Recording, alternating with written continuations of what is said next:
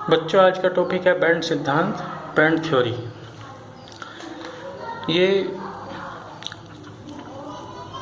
ठोस पदार्थों में या विशेष रूप से धातु में पाए जाने वाले धात्विक बंधों के लिए दिया गया अणुकक्षक सिद्धांत है। इस सिद्धांत के अनुसार जो धात्विक बंध होते हैं, यानी धातु परमाणुओं के बीच में जो रासायनिक बंध लगते हैं, वो सहसंयोजक बंध होते हैं। कक्षा 11 में हम अणुकक्षक सिद्धांत को पढ़ चुके हैं। सहसंयोजकता की व्याख्या करने में, तो सहसंयोजकता की व्याख्या करने में हमने दो सिद्धांत पढ़े थे। एक तो संयोजकता बंध सिद्धांत, वैलेंस बॉन्ड थ्योरी, और एक पढ़ा था अणुकक्षक सिद्धांत। जो संयोजकता बंध सिद्धांत है, इसके अनुसार ये पढ़ा था कि जो सहसंयोजक बंध है उसमें परमाणुओं के जो आधे भरे कक्षक होते हैं वो ही अतिव्यापन में भाग लेते हैं, और अतिव्यापन के बाद जो हमें कक्षक प्राप्त होते हैं वे परमाणु कक्षक ही कहलाते हैं। और अणुकक्षक सिद्धांत में हमने पढ़ा था कि परमाणुओं के सभी कक्षक, आधे भरे कक्षक भी, खाली कक्षक भी और पूरे भरे कक्षक भी, जितने भी कक्षक होते हैं परमाणुओं के, सभी कक्षक आपस में अतिव्यापन करते हैं, और अतिव्यापन के फलस्वरूप हमें जो कक्षक मिलते हैं नए, उन्हें हम अणुकक्षक कहते हैं। इस सिद्धांत की जो मुख्य बातें थीं वह हमने पढ़ी थी कि परमाणुओं के सभी कक्षक अतिव्यापन में भाग लेते हैं, और उतने ही अणुकक्षक हमें प्राप्त होते हैं जितनी अतिव्यापन में परमाणु कक्षक भाग लेते हैं। और दो प्रकार के हमें मुख्यतः ये अणुकक्षक प्राप्त होते हैं। एक तो आबंधी अणुकक्षक और दूसरे प्रतिबंधी अणुकक्षक। इंग्लिश में आबंधी को बोलते हैं बॉन्डिंग मॉलिक्यूलर ऑर्बिटल, और प्रतिबंधी अणुकक्षकों को बोलते हैं एंटी बॉन्डिंग मॉलिक्यूलर ऑर्बिटल। जो आबंधी अणुकक्षक होते हैं, इनकी ऊर्जा भाग लेने वाले परमाणु कक्षकों की ऊर्जा से कम होती है, और प्रतिबंधी अणुकक्षकों की ऊर्जा भाग लेने वाले परमाणु कक्षकों की ऊर्जा से ज़्यादा होती है। ये हम पढ़ चुके हैं कक्षा 11 में। और अणुकक्षक, और एक बात और पढ़ी थी हमने कि अणुकक्षक जो हैं वो भी अभाव नियम, हुंड का नियम तथा पॉली के अपवर्जन नियम का पालन करते हैं। इन तीनों नियमों को हम पिछली कक्षा 11 में पढ़ चुके हैं। और इस अणुकक्षक सिद्धांत का हम एप्लीकेशन, अनुप्रयोग द्विपरमाणुक अणुओं पर पढ़ चुके हैं। डायटोमिक मॉलिक्यूल पर हाइड्रोजन से लेकर के नियोन तक के जो मॉलिक्यूल हमने पढ़े थे, H2, लिथियम का Li2, और इसी तरह से B2, C2, Be2, N2, O2 आदि हमने ये पढ़ चुके हैं कक्षा 11 में। वहीं से थोड़ा सा इसको फिर से समझाने की कोशिश करता हूँ। उदाहरण लिया कक्षा 11 से। जैसे हाइड्रोजन के दो परमाणु होते हैं डायटोमिक मॉलिक्यूल पर, इसको दोबारा से समझेंगे जिससे थोड़ा सा याद आ जाए। ये दो परमाणु हाइड्रोजन के हैं, प्रत्येक में एक एक इलेक्ट्रॉन होता है। परमाणु क्रमांक हाइड्रोजन का 1 होता है, तो इलेक्ट्रॉनिक विन्यास क्या होता है इसका 1s1, इसका भी 1s1। तो अणुकक्षक सिद्धांत ये कहता है कि इन परमाणु कक्षकों के बीच क्या होगा, अतिव्यापन, और अतिव्यापन के पश्चात हमें मिलेगा हाइड्रोजन का अणु, जिसमें कितने होंगे, 2 इलेक्ट्रॉन। और जब दो परमाणु कक्षक अतिव्यापन में भाग लेंगे, 2 ही हमें अणुकक्षक प्राप्त होंगे, जिसको हम कहेंगे सिग्मा 1s और ये सिग्मा स्टार 1s। सिग्मा प्रदर्शित करता है आबंधी अणुकक्षकों को, और सिग्मा स्टार प्रदर्शित करता है प्रतिबंधी अणुकक्षकों को। क्योंकि इसकी ऊर्जा कम होती है तो दोनों इलेक्ट्रॉन इसी में आ जाते हैं और ये खाली रहता है। इसको हम एनर्जी लेवल डायग्राम पर इस तरह से दिखा सकते हैं। ये 2 परमाणु कक्षक हैं हाइड्रोजन, ये 2 परमाणु हैं हाइड्रोजन के, और ये 2 परमाणु कक्षक हैं 1s। तो दोनों के बीच जब अतिव्यापन होगा तो 2 अणु कक्षक प्राप्त होंगे, सिग्मा 1s और सिग्मा स्टार 1s। और ये ऊर्जा दिखाई है, ऊर्जा का बढ़ता क्रम ऊपर को तीर के निशान से। तो ये जो सिग्मा 1s बना, इसकी ऊर्जा इन परमाणु कक्षकों से कम है, क्योंकि नीचे है ये तीर का निशान, यहाँ पे सीध में ये परमाणु कक्षक है यहाँ पे, और ये नीचे ऊर्जा दिखाई है सिग्मा 1s, ये अणु कक्षक आबंधी, और ये सिग्मा स्टार 1s ये है प्रतिबंधी अणु कक्षक। तो जब इलेक्ट्रॉन भरेंगे ऊर्जा के क्रम में अभाव नियम के अनुसार, तो दोनों इलेक्ट्रॉन इसमें आ जाएंगे और ये खाली रहेगा। इतना हम पढ़ चुके हैं। इसको आगे अब हम फिर लिथियम मॉलिक्यूल पे पढ़ेंगे, फिर लिथियम धातु में पढ़ेंगे, फिर उसके बाद सोडियम धातु में। इसको हम समझेंगे अभी। अब हम इसे लिथियम के केस में देखते हैं। जैसे लिथियम है, लिथियम का परमाणु क्रमांक 3 होता है, तो इसका इलेक्ट्रॉनिक विन्यास होता है 1s2 2s1। और यदि हम लिथियम के 2 परमाणु लें, लिथियम के 2 परमाणु, तो उसमें कुल होंगे 6 इलेक्ट्रॉन। और लिथियम के 2 परमाणु, ये लिथियम के 2 परमाणु हैं, इनके बीच में अतिव्यापन दिखाया है। तो इसमें कौन कौन से कक्षक होंगे? 1s कक्षक होंगे और 2s कक्षक होंगे। 1s और 2s, 1s के बीच अतिव्यापन होगा, 2s के बीच अतिव्यापन होगा। 1s के अतिव्यापन से हमें बनेंगे ये 2 अणुकक्षक सिग्मा 1s, ये सिग्मा 1s और ये सिग्मा स्टार 1s। इसी तरह से 2s के अतिव्यापन से बनेंगे सिग्मा 2s और सिग्मा स्टार 2s। और टोटल इलेक्ट्रॉन कितने हैं? 6। तो 6 इलेक्ट्रॉन किस तरह से आएंगे ऊर्जा के बढ़ते क्रम में? ये ऊर्जा का क्रम बढ़ता हुआ इस तरह से है यहाँ पे।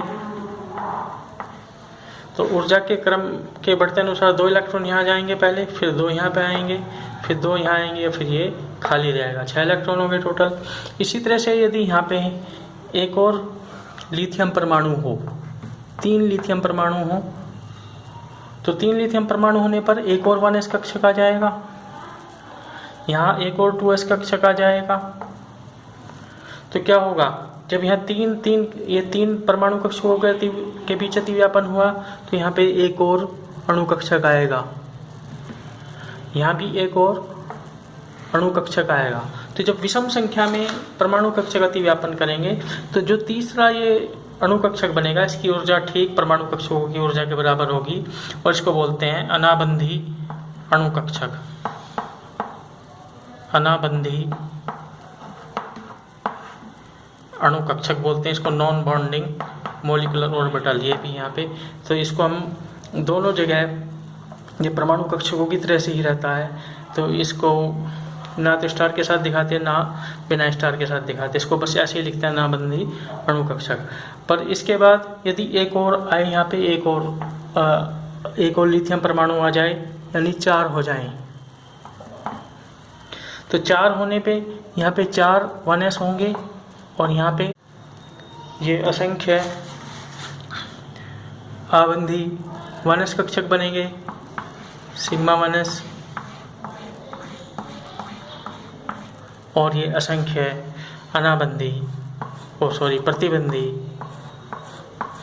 सिग्मा स्टार 1s कक्षक बनेंगे।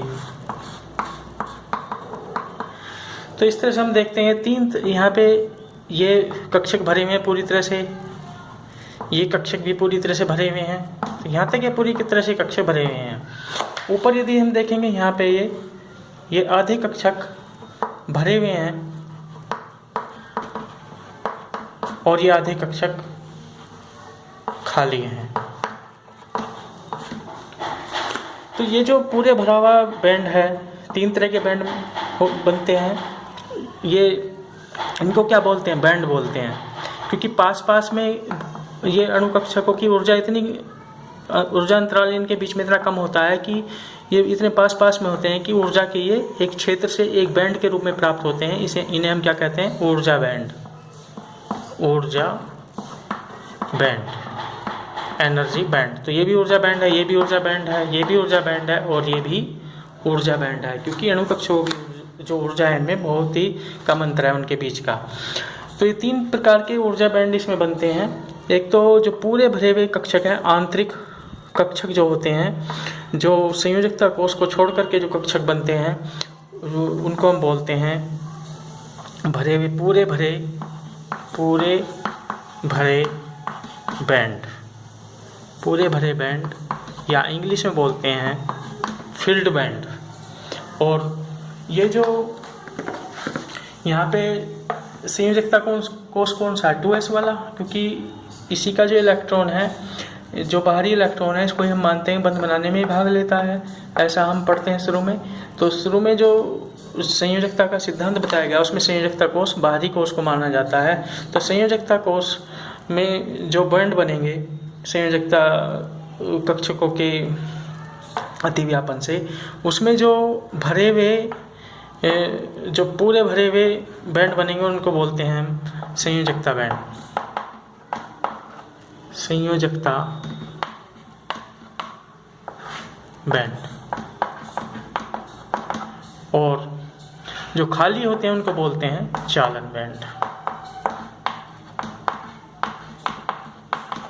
संयुक्ता बैंड को वैलेंस बैंड बोलते हैं और चालन बैंड को कंडक्शन बैंड बोलते हैं। तो इस तरह से ये एनर्जी के बैंड बन जाते हैं, और क्योंकि इनके बीच में ऊर्जा का अंतर बहुत कम होता है संयोजकता बैंड और चालन बैंड में, तो आसानी से संयोजकता बैंड से इलेक्ट्रॉन चालन बैंड में जा सकता है। इसी वजह से धातुएं विद्युत की चालक होती हैं। तो इस तरह से लिथियम के केस में ये समझ में आ गया होगा, ये बैंड भी समझ में आ गए होंगे। आगे हम सोडियम का उदाहरण लेकर के बताते हैं, क्योंकि सोडियम के उदाहरण के ही चित्र मैंने आपको उसमें PDF फाइल में भेजे हैं। तब देखो इसे हम सोडियम के केस में समझते हैं। सोडियम का परमाणु क्रमांक 11 होता है, इलेक्ट्रॉनिक विन्यास 1s2, 2s2, 2p6, 3s1 इस तरह से होता है। तो जो आंतरिक ये परमाणु कक्षक होंगे 1s2, 2s2, 2p6 यहाँ तक जब अतिव्यापन होगा तो इससे पूरे भरे हुए अणु कक्षक प्राप्त होंगे, जिनको हम फील्ड बैंड या पूरे भरे अणु कक्षक कहेंगे, और पूरे भरे बैंड कहेंगे, फील्ड बैंड कहेंगे। तो हमें केवल जो संयोजकता कोश है उसकी जरूरत पड़ती है चालकता का गुण दिखाने में, क्योंकि जो संयोजकता बैंड में जो इलेक्ट्रॉन होते हैं वही चालन बैंड में जाकर विद्युत का प्रवाह करते हैं। तो केवल इसी से अब हम समझेंगे आगे। तो ये सोडियम का परमाणु लिया है जैसे एक, तो इसमें क्या होगा, जो संयोजकता कोश होगा उसका 3s कक्षक लिया है जिसमें एक इलेक्ट्रॉन है। तो ये सिंगल परमाणु है। जब ये दो परमाणु होंगे सोडियम के तो दो अणु कक्षक मिलेंगे, सिग्मा 3s और सिग्मा स्टार 3s, और इलेक्ट्रॉन हो जाएंगे इसमें दो, क्योंकि दो परमाणु होंगे तो दो इलेक्ट्रॉन हो जाएंगे, क्योंकि एक इलेक्ट्रॉन है यहाँ पे, तो दोनों इलेक्ट्रॉन इस आबंधी कक्षक में आ जाएंगे और ये खाली रहेगा। इसी तरह से जब 3 हो जाएंगे परमाणु, ये 3 परमाणु सोडियम के, तो इलेक्ट्रॉन हो जाएंगे 3 इलेक्ट्रॉन यहाँ पे, तो 3 अणु कक्षक मिलेंगे, ये सिग्मा 3s, और ये वाला अनाबंधी अणु कक्षक जिसको हम 3s से ही दिखाते हैं अणु कक्षक को, इसको परमाणु कक्षक की तरह से ही हम लिखते हैं यहाँ पे, क्योंकि इसकी ऊर्जा परमाणु कक्षक के बराबर ही होती है अनाबंधी की, और ये प्रतिबंधी सिग्मा स्टार 3s।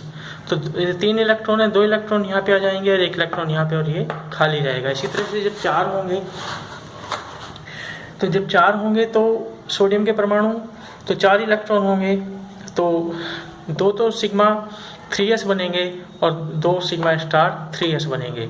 तो 4 इलेक्ट्रॉन है, 2 इलेक्ट्रॉन यहाँ इसमें आ जाएंगे, 2 इलेक्ट्रॉन इसमें आ जाएंगे, और ये खाली रहेगा और ये खाली रहेगा। इसी तरह से जब असंख्य सोडियम परमाणु आएंगे, ये असंख्य सोडियम परमाणु यहाँ पे हमने लिए हैं, तो असंख्य सोडियम परमाणु आएंगे तो असंख्य सिग्मा 3s आबंधी अणुकक्षक बनेंगे और असंख्य ही ये प्रतिबंधी सिग्मा स्टार 3s कक्षक बनेंगे।